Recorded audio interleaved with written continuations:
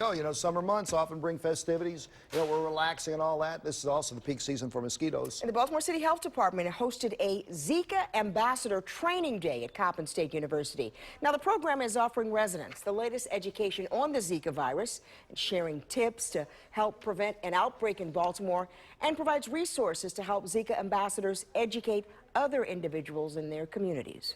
The first is on becoming a Zika ambassador, so they will help us to lead neighborhood outreach efforts. The best thing that we can do to prevent Zika in our neighborhoods is to get rid of standing water.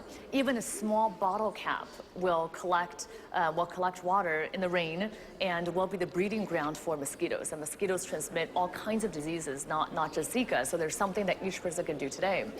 Now, this is the latest effort to help prevent the spread of Zika and other mosquito-borne illnesses. For more information about what you can do to prevent Zika and tackle the Zika virus, head to our website, abc2news.com/health.